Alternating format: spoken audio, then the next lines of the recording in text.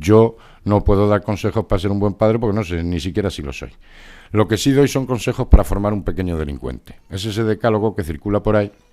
La gente me lo atribuye a mí, pero yo no tengo la propiedad intelectual de este decálogo.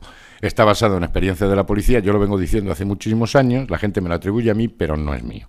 Estos son los consejos que damos para formar un pequeño delincuente en casa. Serían los siguientes. Lo que pasa es que cada vez estoy más de acuerdo con estos consejos. Comience desde la infancia dando a su hijo todo lo que le pida. Así crecerá convencido de que el mundo entero le pertenece. No le dé ninguna educación espiritual.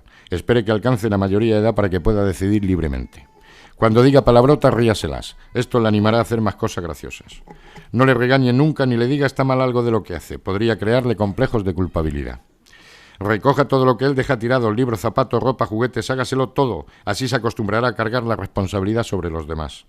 Déjele leer todo lo que caiga en sus manos. Cuide de que sus platos, cubiertos y vasos estén esterilizados, pero que su mente se llene de basura. Dispute y riña a menudo con su cónyuge en presencia del niño. Así no se sorprenderá ni le dolerá demasiado el día en que la familia quede destrozada para siempre. Dele todo el dinero que quiera gastar. No vaya a sospechar que para disponer de dinero es necesario trabajar. Satisfaga todos sus deseos, apetitos, comodidades y placeres. El sacrificio y la austeridad podría producirle frustraciones. Y póngase de su parte en cualquier conflicto que tenga con sus profesores y vecinos. Piense que todos ellos tienen prejuicios contra su hijo y que de verdad lo que quieren es fastidiarle.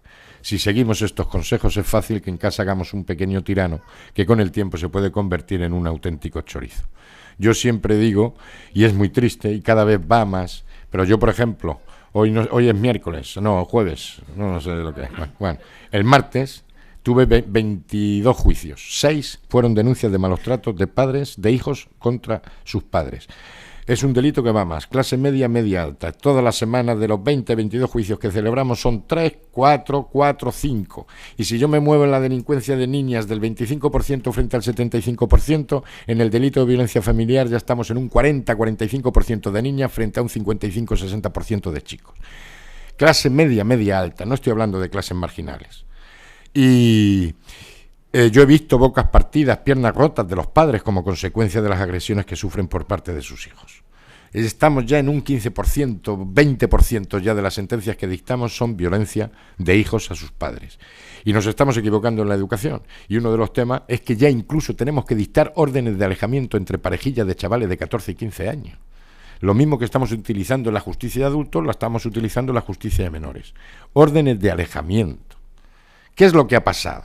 Entre otras cosas, lo que ha pasado es que en este país solamente se habla de un lado, pero no se habla del otro. Hemos hablado de derechos, pero no ha interesado hablar de deberes.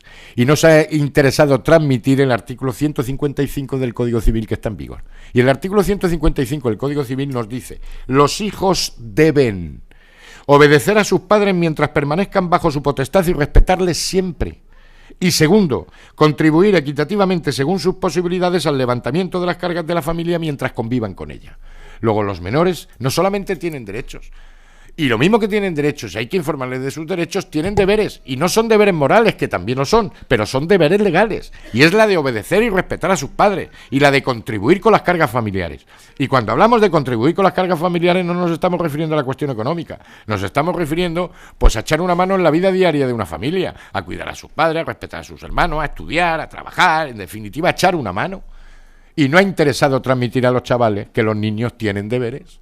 Y así nos ha ido, que los menores son menores, pero no son tontos. Lo que han hecho ha sido abuso de sus derechos y dejadez de sus deberes. Pobrecitos que no pasen lo que nosotros hemos pasado, que parece que todo el mundo lo ha pasado muy mal, y entonces nada más que hablamos de derechos y no de deberes. Y los menores tienen deberes. Y hay que informar los deberes, porque la única forma de educar en responsabilidad es educar entre derechos y deberes, y enseñar las consecuencias de los actos en caso de incumplimiento de sus deberes.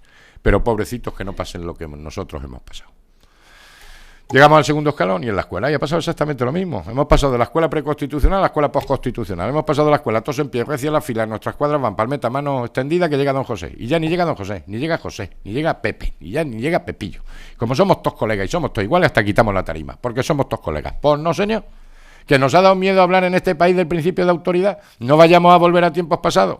Y yo tengo autoridad sobre mi hijo, porque para eso yo soy su padre y él es mi hijo. Y el profesor, y digo profesor porque es que ahora le dices, ¿tú eres maestro? No, yo no soy maestro, yo soy profesor de conocimiento del medio, que queda como más científico. Yo, maestro no, yo soy profesor de conocimiento. Pues el profesor no es igual que el alumno.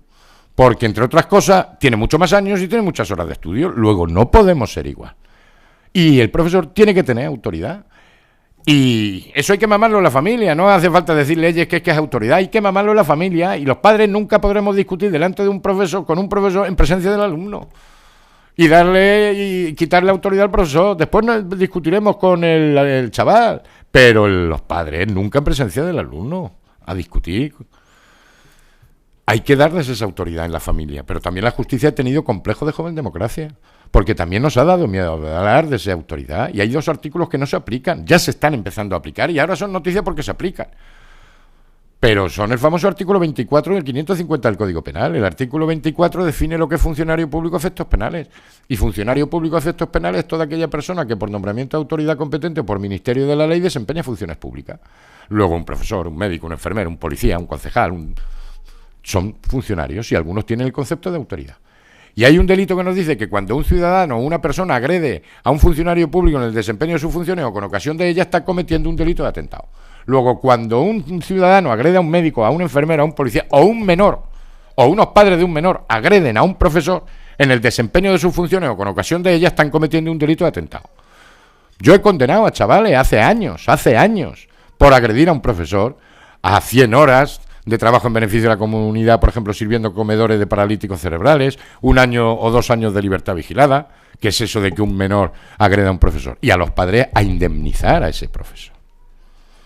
Hay que devolverle esa autoridad a nivel familiar, y también hay que superar esos complejos de joven democracia que tenemos en la justicia. Y la autoridad es un principio fundamental en un Estado democrático y de derecho. No quiere decir que vayamos al autoritarismo. El principio de autoridad es una cosa y es fundamental en un Estado democrático y de derecho.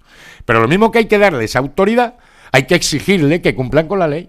Y fijaros lo que dice la ley en materia de protección, en materia de escolaridad. Cualquier persona o autoridad que tenga conocimiento de que un menor no está escolarizado o no asiste al centro escolar de forma habitual y sin justificación durante el periodo obligatorio, deberá ponerlo en conocimiento de las autoridades públicas competentes que adoptarán las medidas necesarias para su escolarización. Luego, si hemos hecho leyes que nos dicen que la enseñanza es obligatoria hasta los 16 años, los niños donde tienen que estar es en la escuela. Y no me vale como medida sancionadora educativa la que adoptan muchos centros escolares, que es que el niño, como se porta mal, los pulso del colegio. Eso es como si yo a un preso que se está portando mal en la prisión y me está perturbando el proceso reinsertador del resto de los presos, los pulso de la prisión.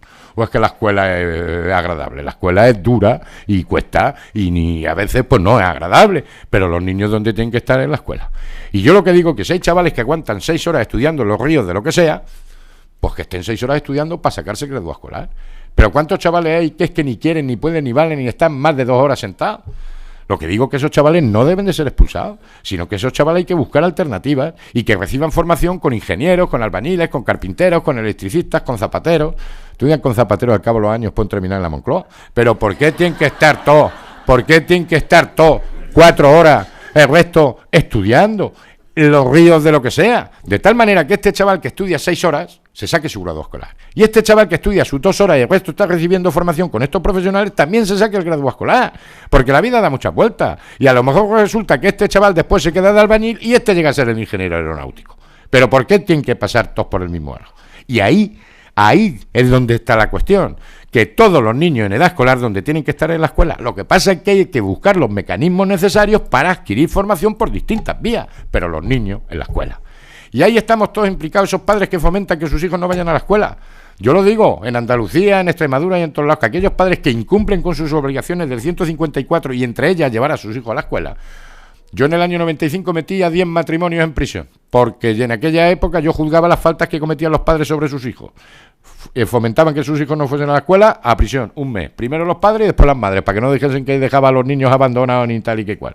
Ese año bajó mucho el asentismo escolar. Luego me quitaron la competencia y ahora se están dictando sentencias en ese sentido.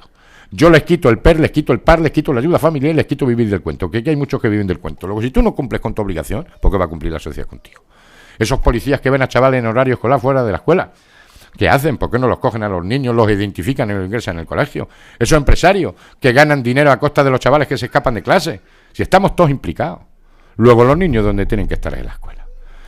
Y luego entramos en la tercera vía que es la sociedad, y somos unos hipócritas.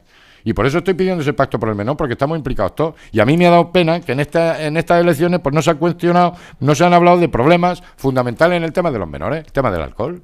El tema del alcohol. Si es que es una droga, no lo digo yo, lo dice la Organización Mundial de la Salud. El alcohol es una droga. Después nos meteremos con los colombianos porque fabrican alcohol, porque fabrican la coca. Pues nosotros somos el tercer país productor de alcohol del mundo. Y como decía el otro, no somos el tercer país productor, somos el primer país consumidor, porque no exportamos nada, no lo bebemos todo. Entonces, a lo mejor no podemos llegar al acuerdo que es una droga porque la tenemos dentro. Pero vamos, no creo que haya ni ningún ingeniero ni ningún parado que no me reconozca que el alcohol es una sustancia peligrosa para un menor de edad.